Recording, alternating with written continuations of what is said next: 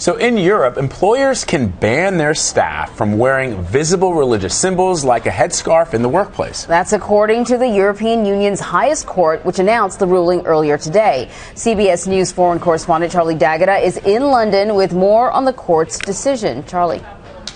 Well, it is a landmark decision by the European Union's top court, and it may come as a surprise to Muslims and civil rights campaigners.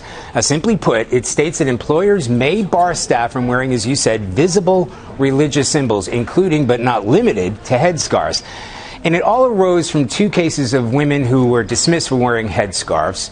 The court found that the company rule that prohibits the visible wearing of any political, philosophical, or religious sign doesn't constitute direct discrimination, but it stopped short of ruling that headscarves should be removed because they may make customers feel uncomfortable.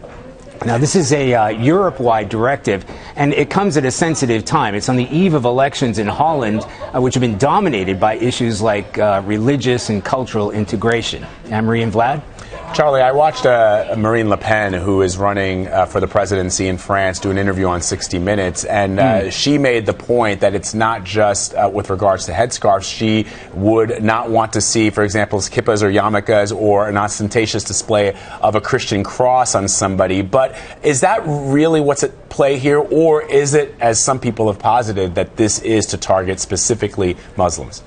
Well, you know, it's not that simple. And, you know, people that are trying to remove headscarves will likely be challenged by what they do. What's key here, as you pointed out, is neutrality, where a company states that employees cannot wear any visible religious symbols, and that includes headscarves, Christian crosses, Star of David's, nothing.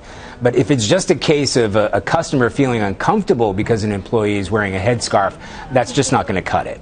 So then, can employers ask their employees to remove headscarves or crosses or anything? Can they start saying that or go home?